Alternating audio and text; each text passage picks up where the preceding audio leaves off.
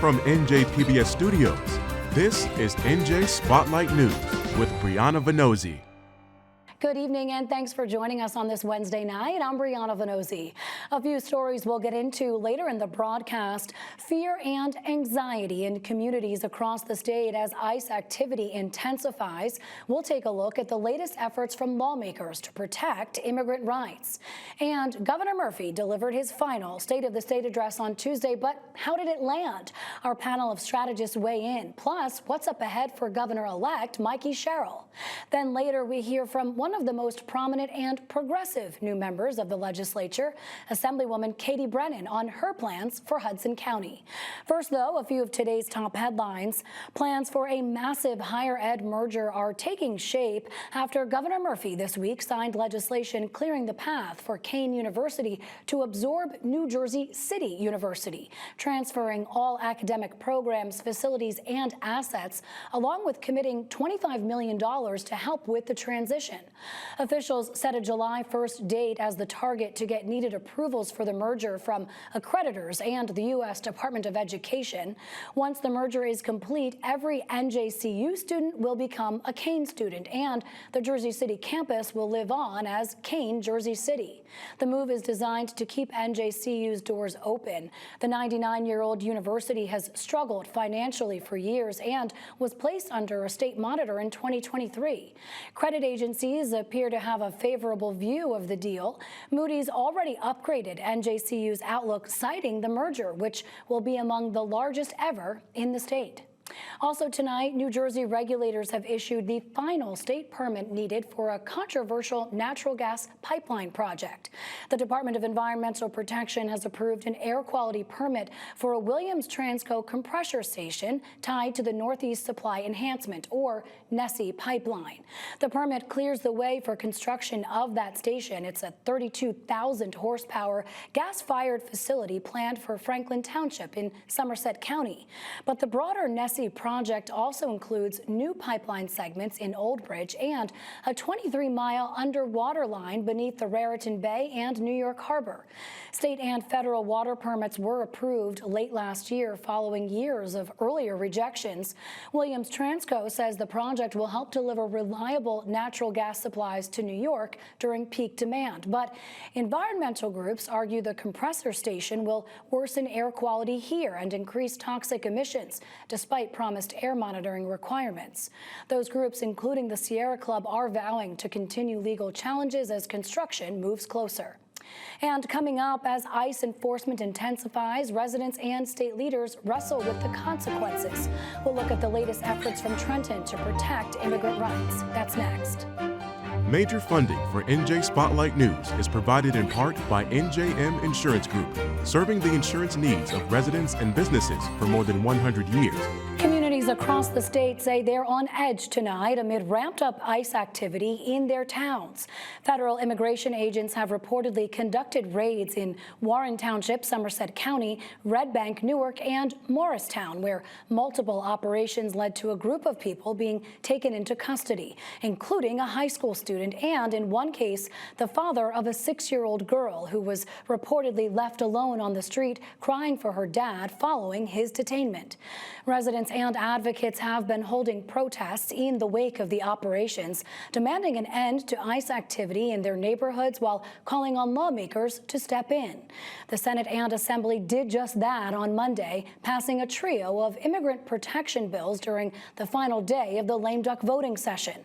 Those bills now sit on the governor's desk, where he can either sign them or do nothing and face a pocket veto. In other words, the bills die. For the latest on that, I'm joined by our senior correspondent, Brenda Flanagan. Bren. Yeah, hey, Bree, you're right. The debate rages over ICE targets and tactics as more New Jersey towns find they're dealing with unannounced raids, terrified residents, and angry protests. They're looking to Trenton lawmakers for guidance. Governor Murphy, in his final State of the State speech, sought to reassure residents his administration still staunchly opposes the president launching ICE to enforce mass deportations. Our fundamental rights are never up for debate in New Jersey.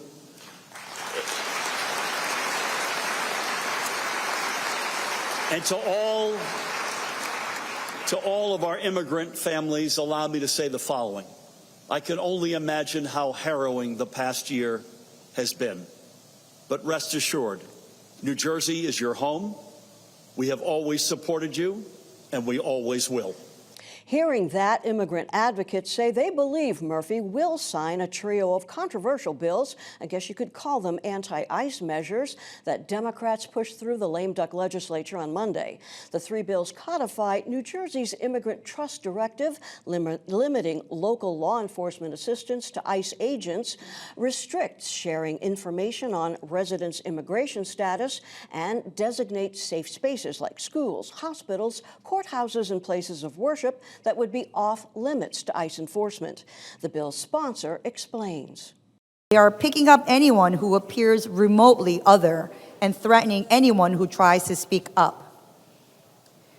As the Trump administration continues to weaponize ICE, these bills set boundaries and offer crucial protections. Now, advocates cheered but remain aware the word sanctuary could draw political reprisals. They call the measures critical to public safety. And we are very clear that these bills together do not constitute a sanctuary status. We are making it very, very clear for New Jersey residents about where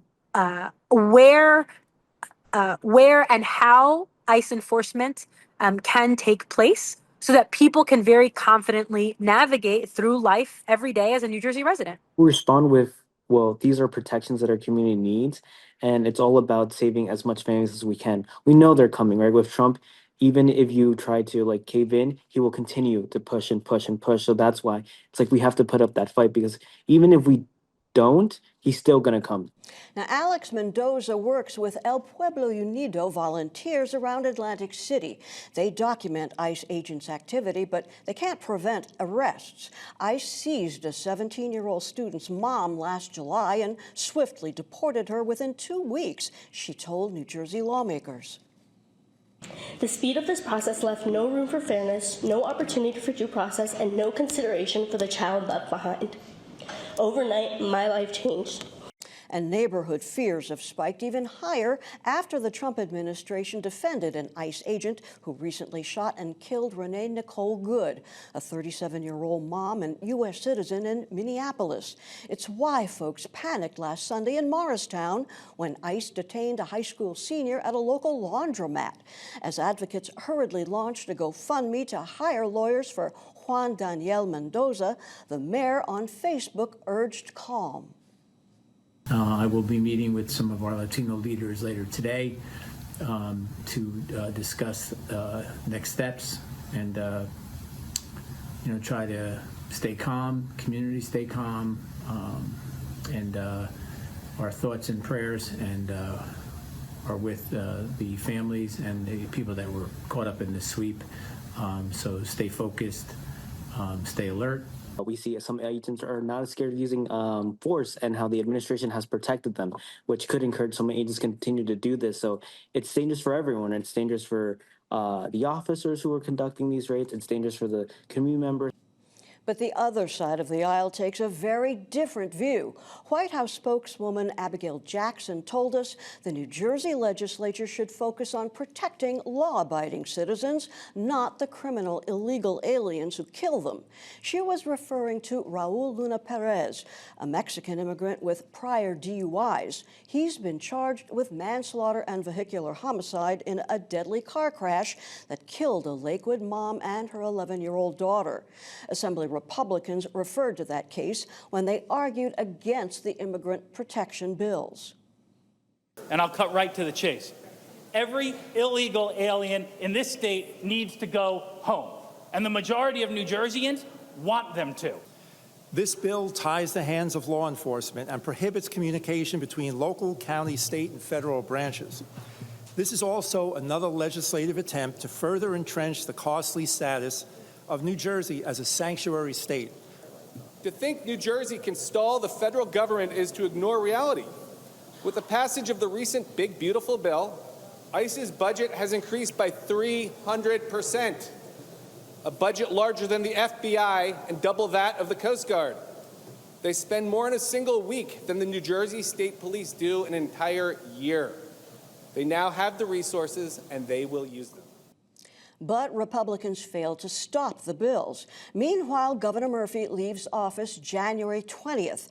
As of this taping, he has not yet signed the bills into law. If he doesn't, they'd have to go through the legislature again and on to Governor-elect Mikey Sherrill's desk.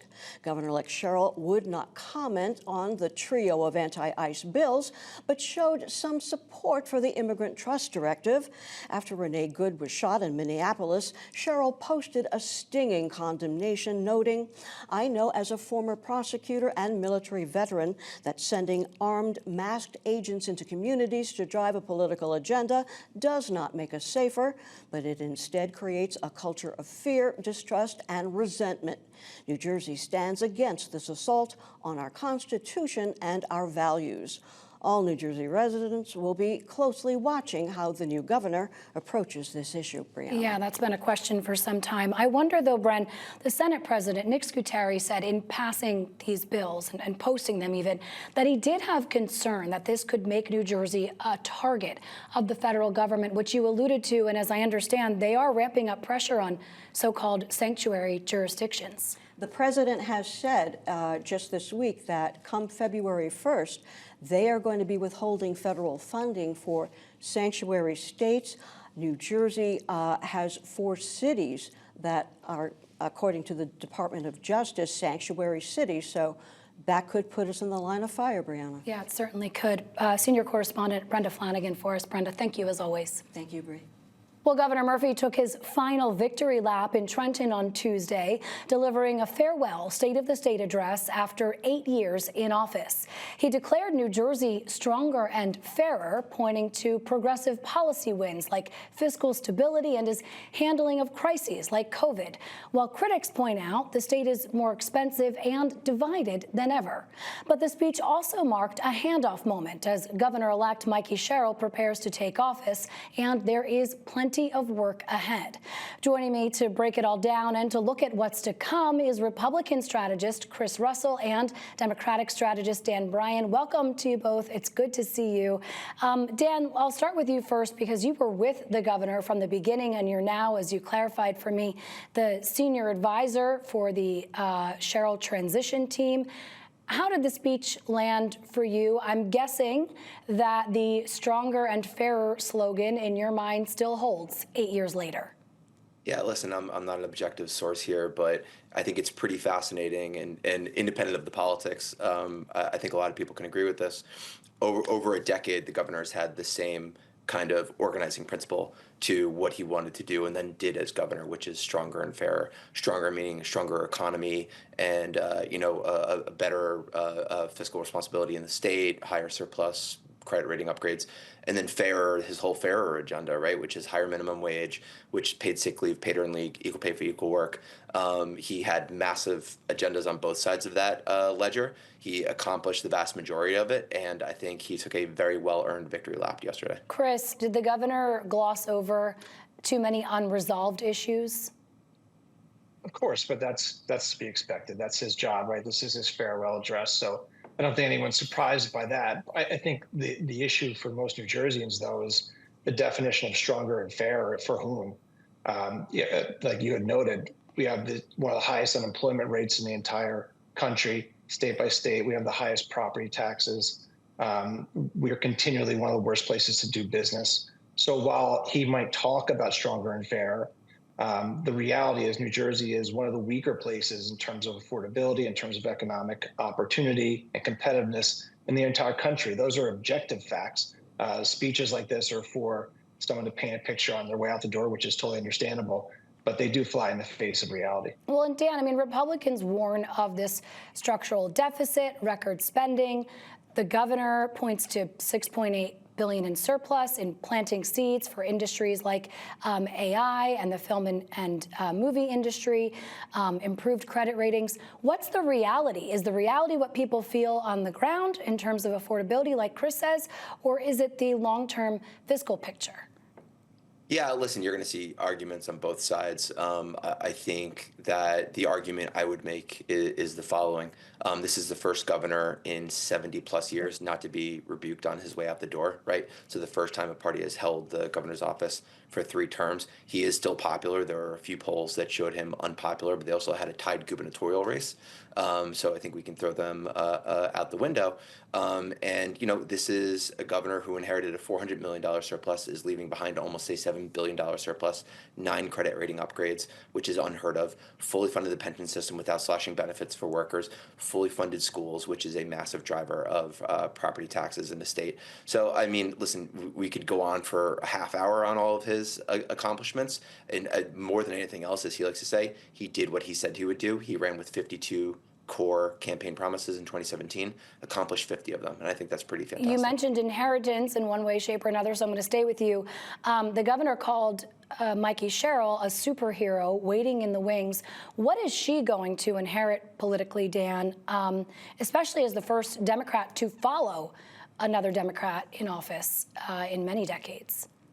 Sure. Listen, every state has its challenges. She talked a lot about NJ Transit in her campaign, and the governor was very forthright yesterday and said that the work has begun on NJ Transit, but it's going to continue into the next gubernatorial term. So she's got some work to do there. It is not easy, you know, budget after budget in these last 4 years. The governor has fully funded education and the pension system, and it's kind of taken for granted at this point, but that's not easy, right? So continuing those responsible fiscal responsibility and stability in this state is incredibly difficult. The governor's provided that leadership, and now the state's going to look to Governor-elect Sherrill to provide the same. Chris, I want to ask you the same, what she'll inherit, but also given the fact that Democrats now hold their largest majority in the Assembly since the 1970s, and the room or maybe expectations that puts on Mikey Sherrill, what does she inherit, and what are Republicans looking to get done?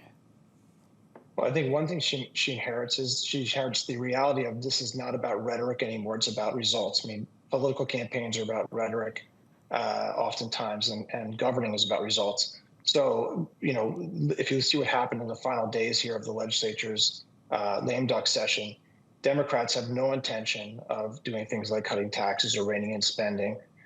It was a free-for-all of spending and waste and gluttony, really, on taxpayers' money over the past few days. The question she ran on affordability. She liked to talk about it. The question is now, can she deliver it? And with the larger majorities, there's going to be no excuse. I mean, should that affordability not be delivered, there's only one person and one party to blame here. So I think there's a lot of pressure that comes with this next couple months and couple years, her first budget address coming up. How is she going to make New Jersey more affordable in reality, not in rhetoric?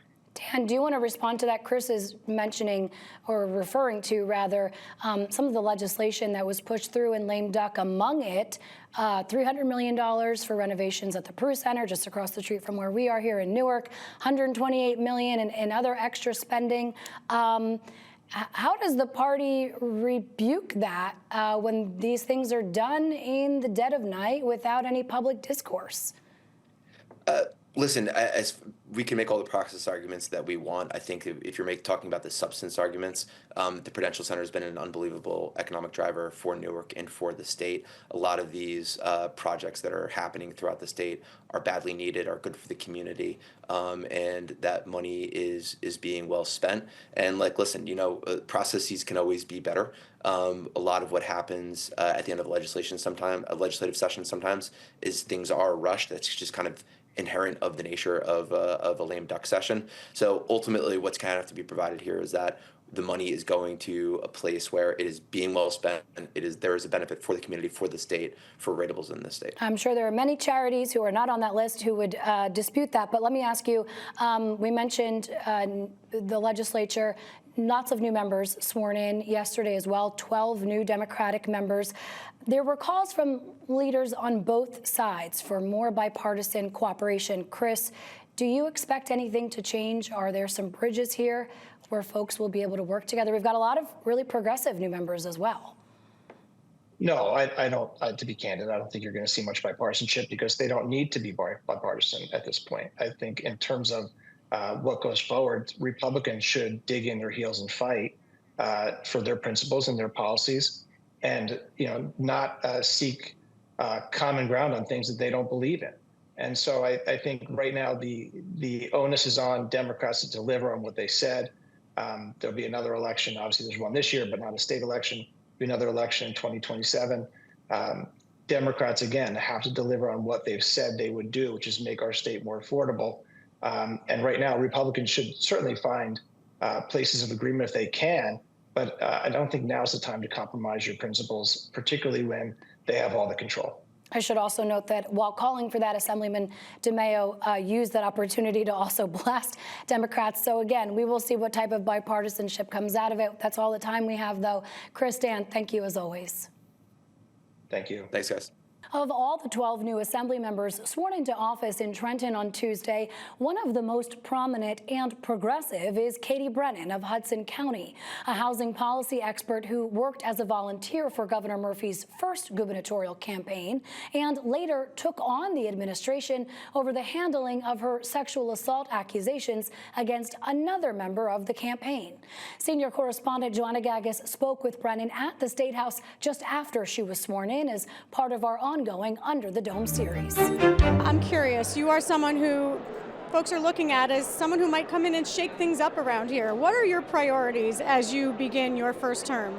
My priorities are to the people of Hoboken and Jersey City. If you knock on a door, it can be a multi-million-dollar brownstone, it could be Section 8 housing, and they are going to tell you two things: that they're worried about being afforded to stay and live in Hudson County, and also that they want their transit systems better. And then after that, there's a lot about schools. I just found out today that I got on the education committee, which was one of the ones I requested, and I requested that for several reasons. One, school funding formula is really complicated, and it impacts Jersey City and it impacts more rural areas in New Jersey. But that actually gives me hope, because it means when there's such a broad swath of people it's not working for, then we can find kind of common effort in changing it. And also things like the cost of childcare and all of that, I think that committee has some role in, and that is another huge item that I hear every day of, again, how are you going to afford to live in Hoboken or Jersey City, and you want to stay, but you can't afford $50,000 in childcare, right? And so my goals really are to make things more affordable, and it's also really important to me that we can open government up and show how it works and transparency and help people connect and show their power in making government. I have to ask you this, with Democrats fully in control of the Assembly, the Senate, and the governor's office, we see a process that plays out continually where just dozens and dozens of bills are voted on in the 11th hour of the lame duck session. There have been efforts to make government less transparent under this legislature. Do you see yourself in a fight within your own party to try to make government more transparent? I am so thrilled that incoming Governor Sherrill has already talked about how important transparency is to her, especially around the budget process. And so I do think that is a place that I am cautiously optimistic that we can make some changes. People want receipts. They want to know. It's expensive to live here anywhere. There's a huge loss of money from the federal government, and so we have to be really deliberate on what we spend our money on, and then we have to be able to communicate that to people. And look, I told people every day, I hope that you and thousands of your neighbors hire me for this job, and then I work for you, nobody else. I am beholden to only the voter, and if I don't do a good job, then you can vote me out in 2 years, and that's how we need to operate. What other committees are you on? Housing, which I'm thrilled about. My whole professional career has been in housing, and that's one that it's renters, it's homeowners, it's building new housing, it's making housing affordable, and I think that I have hopefully the right combination of kind of wonky insight on sometimes things aren't super flashy, but they're really effective. And then I'm also on consumer affairs, which is newer to me, but I am really excited to kind of protect the people of New Jersey and get to work on it. Are there any bills in particular that you hope you get passed or push over the finish line by the end of your, I know it's we're right at the beginning, but looking at the end of your term, is there any piece of legislation that you know you're going to work towards passing here in New Jersey? Yes, there's a whole bunch of housing legislation I want to do. I want to get some money into the PATH system. I want to change the school funding formula, and well, those are just for starters. Those are all behemoths. But yeah, those are the priorities. Under the Dome is made possible in part by the Corporation for Public Broadcasting, a private corporation funded by the American people.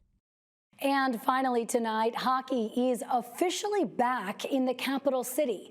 After months of anticipation and a community naming contest, Trenton's new professional hockey team has a name, the Trenton Ironhawks. Now, their new identity was revealed Tuesday at the Cure Insurance Arena, chosen from more than 2,000 fan submissions. Team officials say Ironhawks reflects Trenton's industrial roots and the strength they want to see on the ice. Now, the team will debut in the 2026-27 season with 36 home games, so grab your tickets and we'll see you on the ice. That's going to do it for us tonight. I'm Brianna Venozzi. For the entire team at NJ Spotlight News, thanks for being with us. We'll see you right back here tomorrow. New Jersey Education Association, making public schools great for every child. And RWJ Barnabas Health. Let's be healthy together.